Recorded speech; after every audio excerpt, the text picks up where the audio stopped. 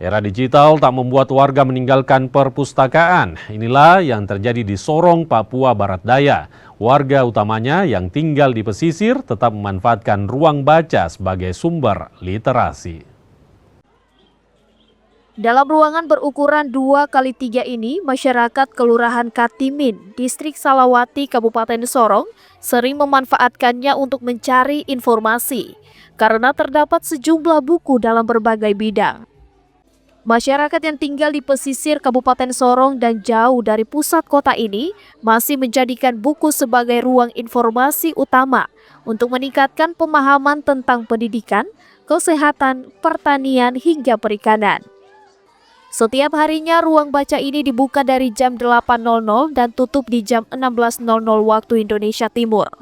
Siapapun warga bisa datang untuk meminjam buku untuk mendapatkan informasi dalam segala bidang. Ruang baca yang berdekatan dengan kantor Kelurahan Katimin ini juga disediakan gazebo yang dapat dimanfaatkan warga setempat untuk membaca. Tak hanya itu, Margareta sebagai penjaga perpustakaan juga mengajarkan warga sekitar tentang sejumlah informasi yang dapat diperoleh dari buku di perpustakaan ini.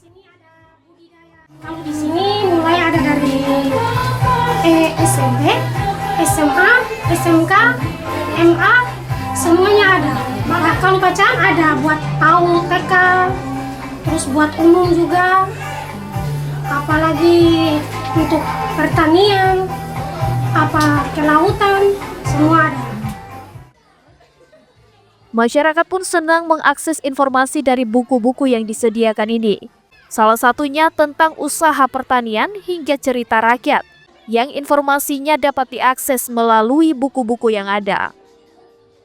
Dari adanya buku-buku ini kami belajar membaca, melihat tanaman-tanaman, bunga-bunga, tanaman sayur.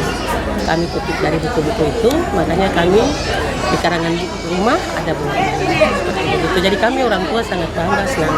Kami bangga dan senang bahwa dengan adanya perpustakaan ini kami juga bisa punya perkembangan.